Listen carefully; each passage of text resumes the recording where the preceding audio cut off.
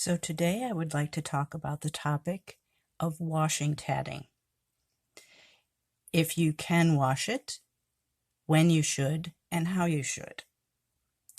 I guess it depends entirely upon what you're going to use the tatting for. I have several examples here. If you're going to use tatted lace edging on something you're going to use a lot, then you might need to wash it more often. I'm not sure how many people still use tatted handkerchiefs, but these are two examples that I've had in my stash, and this one is extremely old, and you can see it's rather stained, so I'm not sure how often they washed it, but I'm not sure that's going to come out. But because tatting is so durable, these types of items could be washed in the machine, but I would recommend just using a mild soap and water and wash by hand and then air dry. If you're going to attach edgings to clothes, I have these examples. This is a t-shirt that I made using size 10 thread many years ago. And I wanted to show this example. This has been machine washed and dried a lot of times, and it still looks decent. In my opinion, it's one of my favorite t-shirts. The one thing that I wanted to point out is this edging pattern has a lot of picots. So it was a learning experience for me, attaching edging to a clothing item. If you're using a pattern that has a lot of picots, I would recommend sewing down each and every picot. But that's just my preference. But this can be washed and dried. This is a cotton thread. So that's these other two examples have also been washed and dried, and both of these examples include beads. They were done in a cotton tatting thread. Actually, this is a cotton tatting thread with seed beads, and this is a pearl cotton with larger beads. Both of these t-shirts have been repeatedly washed and dried, and as you can see, the edging has held up quite well. Excuse me. This edging pattern is the same on both of these, and as you can see, fewer picots.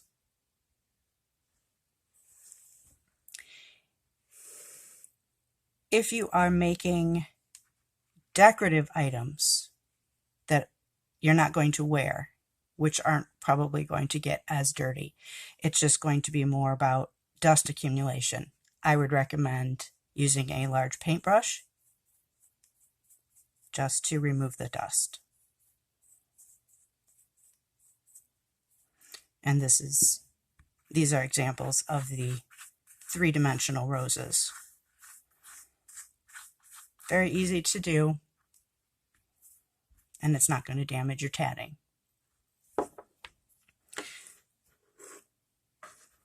This last example that I have here is a tatted doily.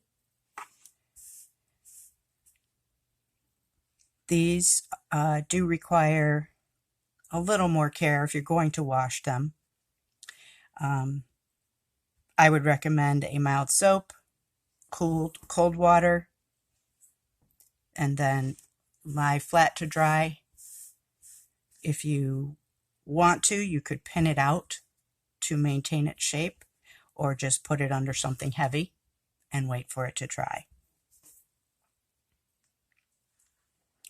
One last thing I wanted to talk about is how I usually wash my tatted items if they're going to be, say, Christmas ornaments.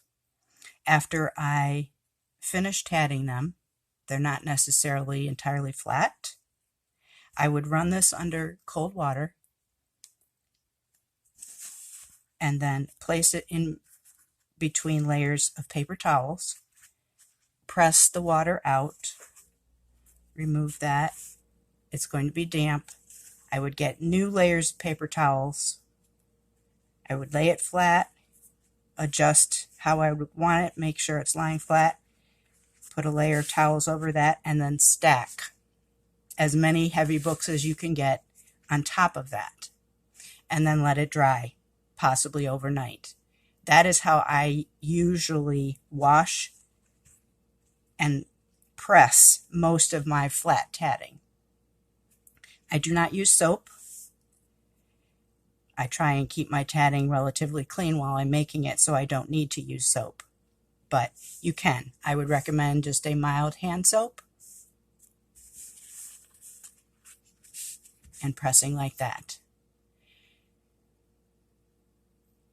Up until now, I have not really used an iron for pressing, but I think you could, as long as you used a pressing cloth on top of the tatting so you don't run the risk of burning it.